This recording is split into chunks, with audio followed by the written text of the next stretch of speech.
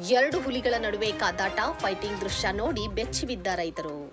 ಗುಂಡ್ಲುಪೇಟೆ ಹುಲಿಗಳ ನಡುವೆ ನಡೆದ ಕಾದಾಟದಲ್ಲಿ ತೀವ್ರ ಪೆಟ್ಟಿಗೊಳಗಾದ ಗಂಡು ಹುಲಿ ನಿತ್ರಾಣಗೊಂಡು ಬಿದ್ದಿದ್ದ ಘಟನೆ ಬಂಡೀಪುರ ಹುಲಿ ಸಂರಕ್ಷಿತ ಪ್ರದೇಶದ ಕುಂದುಕೆರೆ ವಲಯದಲ್ಲಿ ನಡೆದಿದೆ.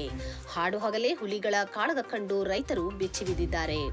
ಬಂಡೀಪುರ ಹುಲಿ ಸಂರಕ್ಷಿತ ಪ್ರದೇಶದ ಕುಂದುಕೆರೆ ವಲಯದ ಮಹದೇವು ಎಂಬ ರೈತರು ಜಮೀನಿನಲ್ಲಿ 11 ಗಂಟೆ ಸಮಯದಲ್ಲಿ ಟ್ರ್ಯಾಕ್ಟರ್ನಲ್ಲಿ ಉಳುಮೆ ಮಾಡುತ್ತಿದ್ದ ವೇಳೆ ಹುಲಿಗಳ ಕಾದಾಟ ನೋಡಿ ಭಯಭೀತರಾಗಿ ಜಮೀನಿನಿಂದ ಕಾಲ್ಕಿತ್ತಿದ್ದಾರೆ.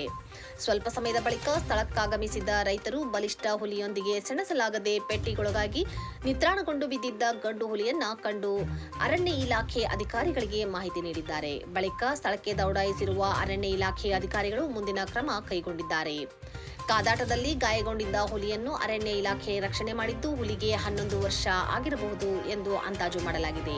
ಬಂಡೀಪುರದ ಪಶು ವೈದ್ಯ ಡಾಕ್ಟರ್ ವಾಸಿಂ ಜೊತೆ ಸ್ಥಳಕ್ಕೆ ಭೇಟಿ ನೀಡಿದ್ದ ಬಂಡೀಪುರ ಅರಣ್ಯಾಧಿಕಾರಿಗಳು ಅರವಳಿಕೆ ಚುಚ್ಚುಮದ್ದು ನೀಡಿ ಗಾಯಗೊಂಡ ಹುಲಿಯನ್ನು ಸೆರೆ ಹಿಡಿದು ಚಿಕಿತ್ಸೆಗಾಗಿ ಮೈಸೂರಿನ ಕೂರ್ಗಳ್ಳಿಗೆ ರವಾನೆ ಮಾಡಿದ್ದಾರೆ.